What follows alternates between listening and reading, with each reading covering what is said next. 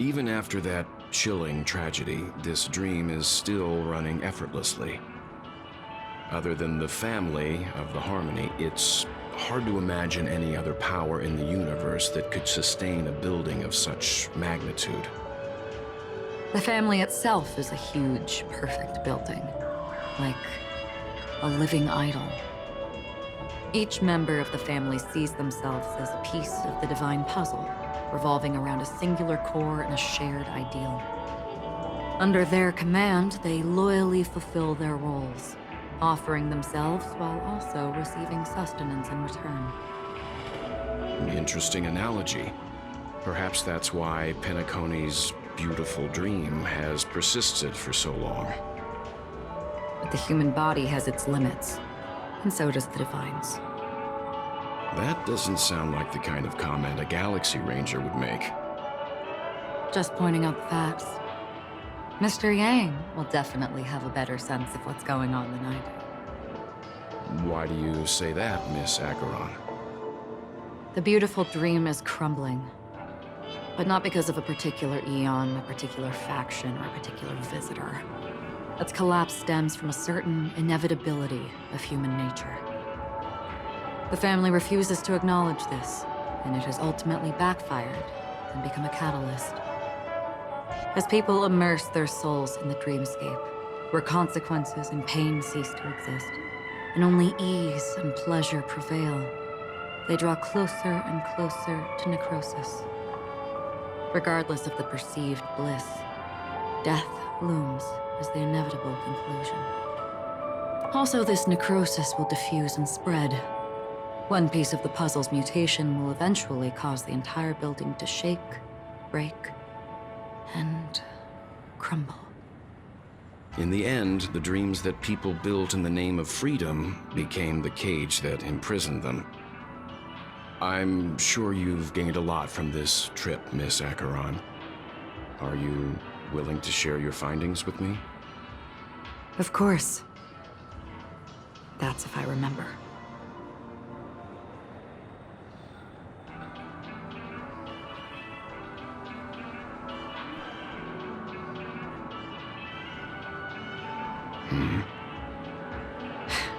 Don't mind me. It's just a habit. Owing to events in the past, I've become easily forgetful. It's only when this sword is unsheathed that those hazy memories start to become clearer. Take your time. That should do it. I vividly remember everything that occurred on Penacony. Ask away. The moment of daybreak. I've heard that's where the Dawn Factory, which processes the foundation of the dreamscape, is located. Behind the dreamscape's song and dance stand many imagination factories. Workers create all kinds of whimsical works day in and day out in their dreams. Then they return to reality and sleep on a narrow bed in a room. A far cry from luxury. They say it will suffice. Experiencing the bizarre and motley dreamscape is the best reward. There I encountered a young woman who had just come of age. The perfect time to indulge in beautiful dreams. Her greatest wish was to one day move to the golden hour and see the magnificent garments she had woven with her own hands. For certain reasons, her wish was difficult to fulfill. But I managed to bring her a garment. Gilded Hour. It's said to be Penacony's currency center. Yes. It is a fortress-like financial city, the economic heart of the dreamscape. The Pepeshi people of the Alfalfa family are there to keep it running, sending blood that is made from money everywhere on Penacony. Everyone there is exquisitely dressed and always in a hurry. The greatest wish of the local Pepeshi people is for their future generations to work in the Gilded Hour. I've never met anyone who is willing to talk. I could only stand at the crossroads, watching crowds of people hurrying like the wind through the jungle of steel, only to deposit the alfalfa credits that they'd earned into the bank's vault. I don't know if they would open the vault door, but before I left, I witnessed a well-dressed Pepeshi person plummet from the sky, while those around him continued on their way, unfazed. I hear the Blue Hour is very romantic. Do you have any tales to share? Perhaps Mr. Yang has heard. There is a large boat called the Eventide, anchored along the Sea of Dreams, where soft music and dancing persist endlessly every night. I ran into a wizened lady there. She was at the dock, waiting for her long-departed lover to return, waiting for countless hours within time that stood still. In the humid sea breeze, she spoke of her own youth. Like many who desired wealth and love, they came to Penacony to pursue their dreams. Alas, her lover's consciousness was lost in the dark depths of the Sea of Dreams. Finally, she suggested we continue our conversation on a boat in the shallows. I agreed and boarded the boat with her. But she never said anything. Her eyes absent-mindedly gazing at the horizon for what seemed like forever. Finally, we retreated to the beach. The dreamscape of chic, luxury, and consumerism, the moment of dusk. My companions have been there too. Then you all must have seen those who are attempting to realize their dreams. Or have realized them. Scattering money as if it were dust and betting it on all or nothing. Everything has a price, and everything can be bought or sold. Even dreams themselves. I saw an Intellitron there, who was preparing to auction himself. When someone wins a bid under stipulated periods and rules, he would do the buyer's every bidding, becoming that person's very possession. That Intellitron had been auctioned off a dozen times, and I participated in his 13th. That was the grandest banquet I had ever attended. But never again did anyone cast another glance at him. This time around, there were no successful bids for him. This is what I've seen and heard along the way. Someone once said to me, Penacony wasn't like this a long time ago, nor should it be. I've traveled through the reality and dreamscape of the planet of festivities, watched the tides of night rise and fall when time stopped for people, where the spirits of the rich and impoverished remain forever fixed on their own scales. This is why I think the collapse of the beautiful dream is inevitable. There might be a way to change everything. Perhaps. But if this is indeed the world that people desire, if this is precisely why life chooses to slumber, should we still seek to change it?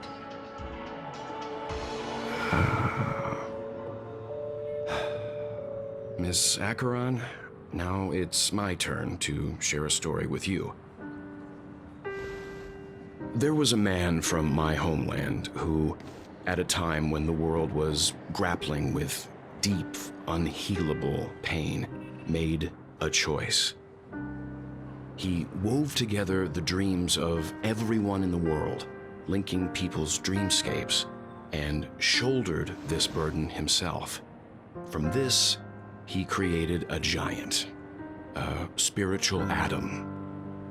And since that moment, the giant stood between heaven and earth, becoming the pillar of the world's existence.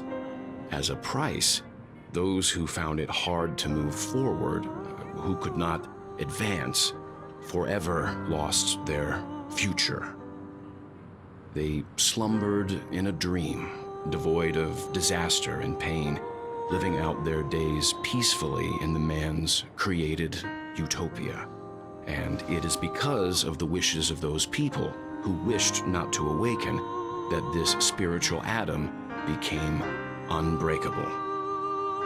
And yet, you stand here right now, which also means that man failed. because people must always move towards the future. Even if human weaknesses make them pause when they truly cannot move forward, humanity will eventually seek a way to save itself. And that man, he was never a failure. Like everyone in that world, he etched the possibilities of human nature into his heart. He was the sun chaser of legend, soaring towards the sky and embracing his final victory with his fall. He ascended to heights uncharted, only to come face to face with the sun, a place not visited by anyone before. His wings would melt because of it, only for him to fall into the sea. And after that, countless others would surpass him, soaring to even greater heights. A fitting metaphor for the Nameless's trailblazing spirit. Thank you, Mr. Yang. I know what you wish to confirm. The universe has innumerable similar, yet different worlds. In these worlds, there are innumerable people who look alike, yet don't. I, too, have embarked on journeys, encountering old friends with familiar faces on different worlds, witnessing their destinies follow paths similar to mine. So I will tell you, even if not completely similar, the story you just told, it overlaps with my past. And within that abyssal dream, I ended that man's life. Alone.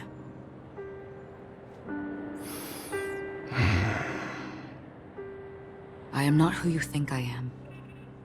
Nor will my home be as fortunate as your world.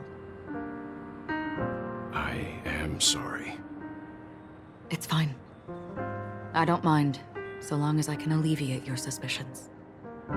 There's something I still wish to know, Miss Acheron. Under that representation of the hunt, exactly what sort of power is it that has motivated your solitary journey thus far? Mr. Yang, before answering that question, I wish to continue the previous topic. I like your analogy very much. Indeed, birds are born to fly. But in a distant past, their ancestors could only gaze at the sky in envy. They saw that faraway ray of light from above the heavens, piercing through the clouds and blanketing the earth. And so, time and time again, generation after generation, the birds spread their wings and took to the sky, attempting to touch its ceiling, all because the sun was there.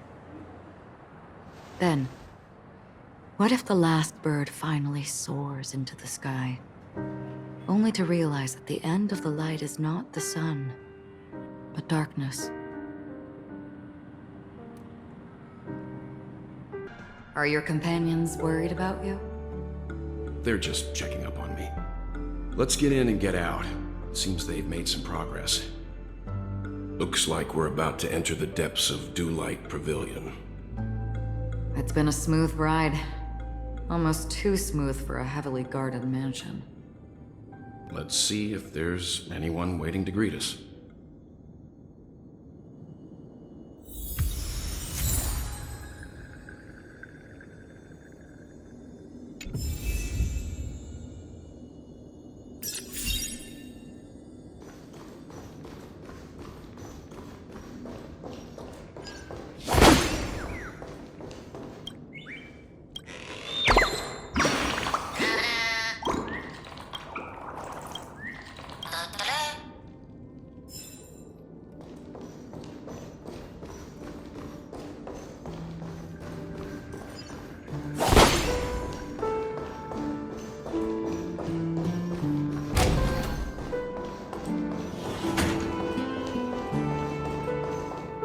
Something feels off.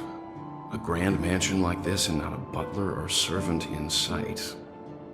Could it be due to the disruption caused by the emergency?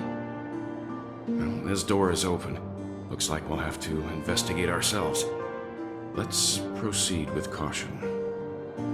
Just one moment.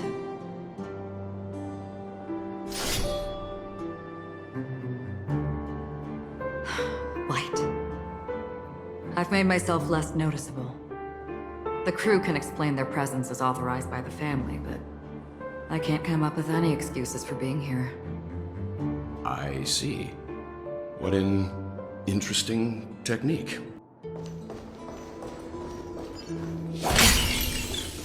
Stream force!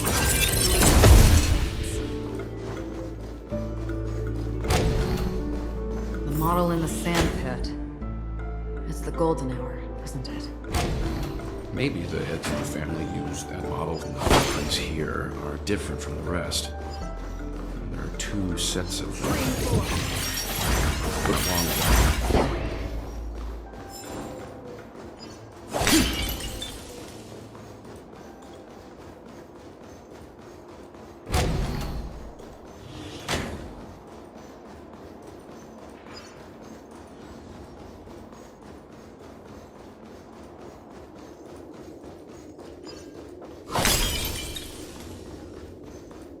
Stream force!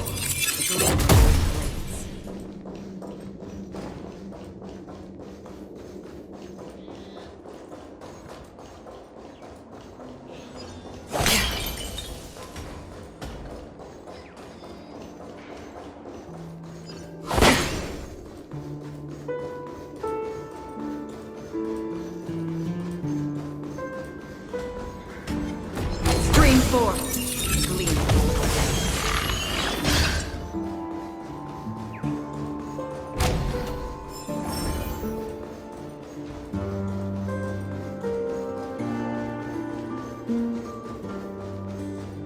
While there aren't any people in this mansion, they've set up quite a few mimetic guards to patrol this place. On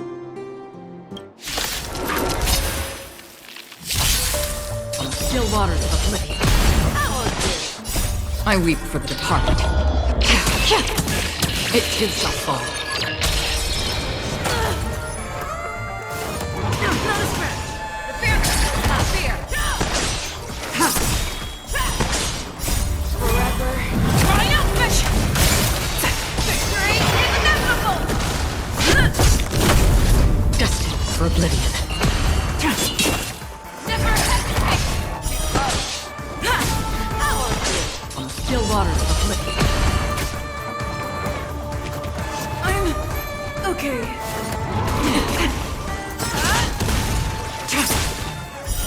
Later. Forever. Triumph! Victory is inevitable!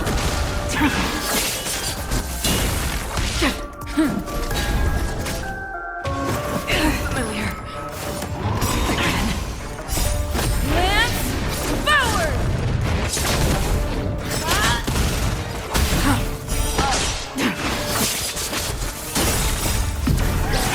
In lunar flame. Destined for oblivion. I weep for the departed. It too shall fall. Look, it dropped something.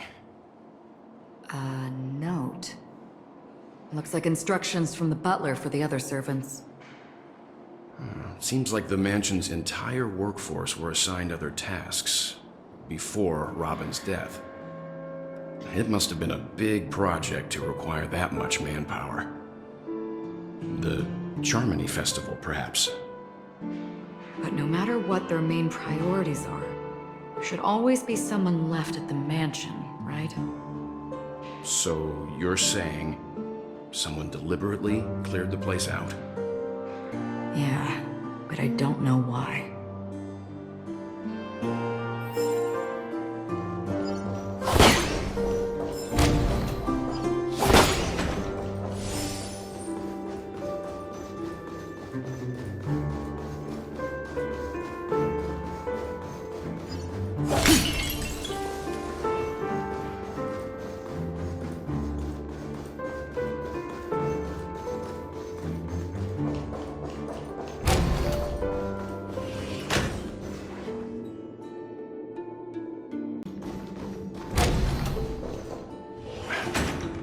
No one here either. Since no one's around to entertain us, let's make ourselves at home. Stay close to me so that my white can cover you too.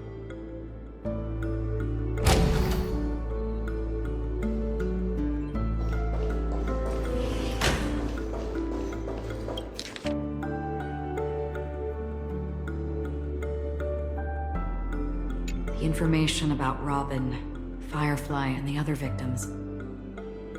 I don't see any commonalities among them. Looks like the rumors were right. Death does seem to be targeting random victims. And based on Sunday's notes, he's no stranger to death. He's just surprised that it has resurfaced. This light cone is securely guarded. It must hold some important memories.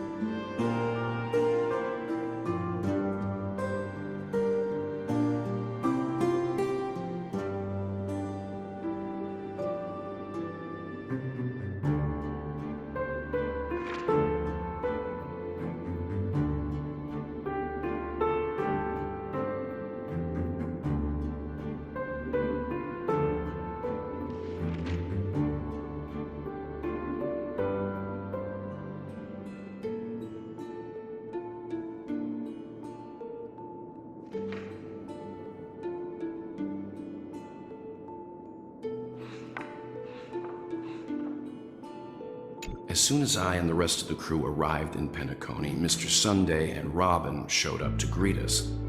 I remember hearing something unusual in her voice. And now it seems I was right. Robin believed it was because the harmony had been tampered with somehow. But as far as I know, there aren't many entities capable of interfering with the power of paths. Meaning? If there really is a traitor within the family, that person must hold a high position or possess unimaginable strength. That would explain why Mr. Sunday has been having such difficulty in catching the traitor.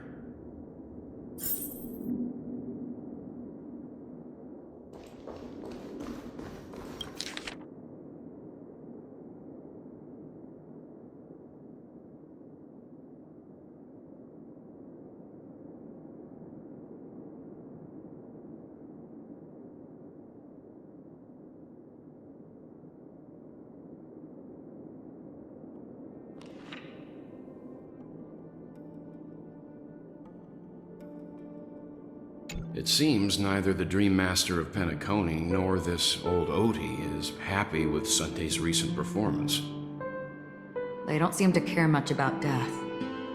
Instead, they're more concerned about the Charmony Festival and the Watchmaker. Maybe the other family heads don't think death is a big deal. One thing's for sure. There's a lot of internal conflict within the family, and everybody has their own agenda.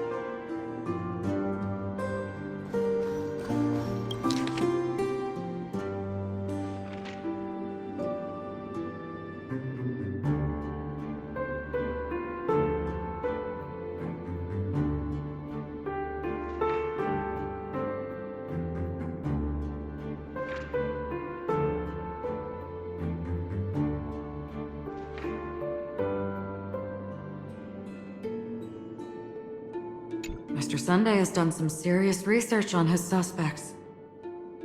This traitor must have been causing trouble for the family for a long time. They all seem to be insiders, but I haven't met any of them. Huh? Wait, these characteristics... What is it? No, nothing. Maybe I'm just overthinking things. However, if this traitor really exists, could they be responsible for Firefly and Robin's deaths? Perhaps that's why Sunday is taking this matter so seriously. That's all for now. Nothing more noteworthy. Before coming here, I had all sorts of scenarios in my head about dealing with the family. I did not expect an empty mansion. Watch out. Someone's approaching. I don't think trespassing on forbidden areas is the way to be a guest, Mr. Yang. And... Acheron? The Galaxy Ranger? Our apologies, Mr. Sunday. Nobody came to greet us, so we entered without permission. I hope you can forgive us. But even if there's no one to greet you, you should wait for the host. Don't you agree? Even without the famous Galaxy Ranger. As far as I know, the crew has officially accepted the family's commission, so coming here will be unnecessary for you. On the contrary, that's exactly why we're here, to ask you about the case and gather more information. We don't want any loose ends. Well, since you've come with goodwill, I have no reason to show you the door. Rest assured, he hasn't figured out that we went through those documents. While the truth remains a mystery, I'm getting close to it. I assure you that the traitor will soon pay the price. Let's hope justice will prevail soon. I have a question for you, if you don't mind. How did the family come to the conclusion that the murderer was within the family? With all due respect, it's in the IPC's interest to wreak havoc before the Charmony Festival, and the family has every reason to suspect the IPC's involvement. Well, other family heads share the same suspicions as you, but in my opinion, the true murderer would never have drawn as much attention as that ambassador did. Not to mention, I personally shackled him a while ago. However, I'll give you a suggestion regarding your suspicions, Mr. Yang. You should be more cautious of Acheron. While the wicked can't break through high walls, they can plunge their evil dagger into the heart of the righteous. He's a businessman, not some philanthropist. But right now, he's out there handing out his wealth on the streets. And he went to the Clock Studios theme park all by himself. Who knows what kind of scheme he's cooking up?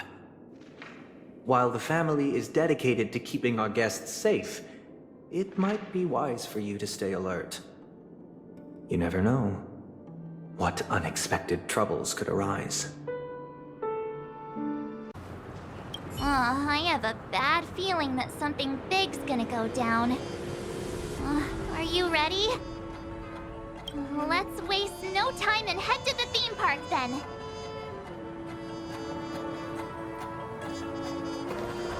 Mr. Yang.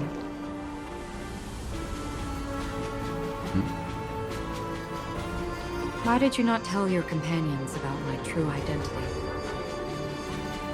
It's just like you said, an inability rather than an unwillingness. Plus, it's a long story, not something that can be summed up in a few words. But I chose to believe you, and my trust in you stems more from my own personal judgment.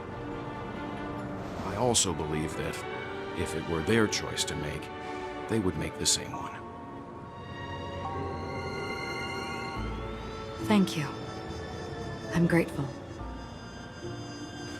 To reciprocate, in the upcoming confrontation, if the odds aren't in the Astral Express's favor, I will stand with you, if my meager strength is required. We're back here again. Aventurine actually chose a really conspicuous location. That guy's really taking it to a whole new level. Does he really think he's a superstar or something? Not a soul in sight. The hounds drove out the visitors, and now their whereabouts are unknown too. Everyone, pay attention. The other party has obviously come prepared.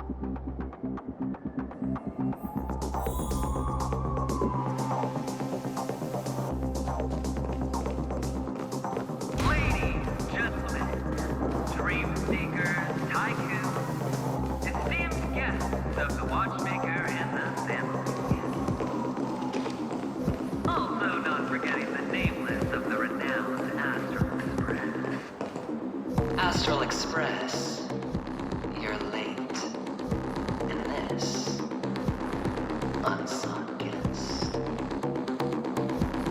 you've kept your appointment, Mr. Aventurine. It is customary to show yourself as well. I will, naturally. But before that, I've got to introduce our guest of honor.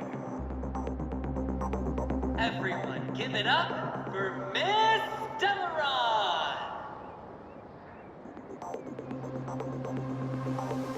Let me remind you that in all likelihood, this stage and her identity have nothing to do with the wanted murderer. Oh, no, they do. Of course they do. Otherwise, why would I work so hard to gain your trust and then invite you all here? Because she's the only one who saw all 3 homicides. She is the key to proving that the family's death does not exist in Train's promise is nothing but a sham. 3 homicides? That's right, madam. The 3rd one is about to happen right now, right here, in Clock Studios theme park. A truly grand death. You, and you. All of you are going to die. And it's all because of you, Miss Stella. You will become the personification of death.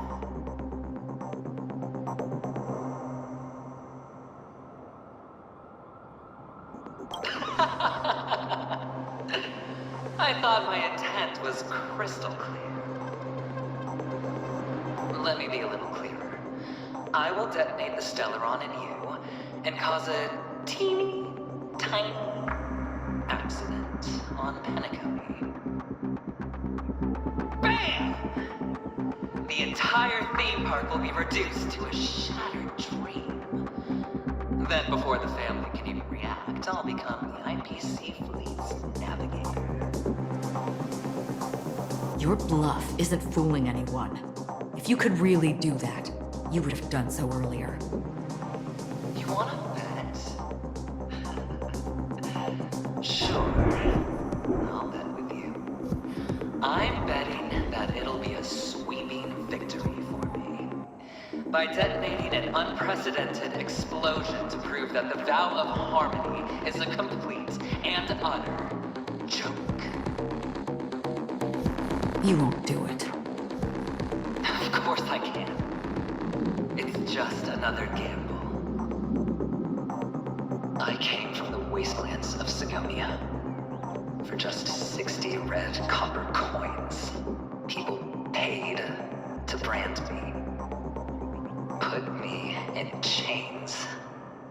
Place me in the gallows and bury me. The Golden Sands. But the sun could not kill me, and the quicksand sent me back to the embrace of the Guild and the IPC. Bear in mind, my victory wasn't just a stroke of luck. I've never been defeated. Have you ever heard the saying, sleep is the rehearsal of death? Why does life slumber? All because we are not ready for the final rest. Every night is practice for the end. You and I are escaping into our dreams for fear of death at this very moment. And death will surface in our dreams. Friends, the game has commenced, and you cannot choose to decline. Nor do you have any reason or grounds to!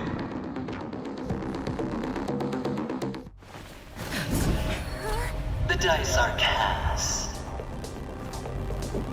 Ladies and gentlemen, ready to unveil your cards. The architect's flawed stone. Of no value at all. I'm putting down the bet. I'm taking the gamble. I'm claiming the win. Oh, and fate spin the wheel. A daring gamble. Walking the brink of death for rebirth. Oh.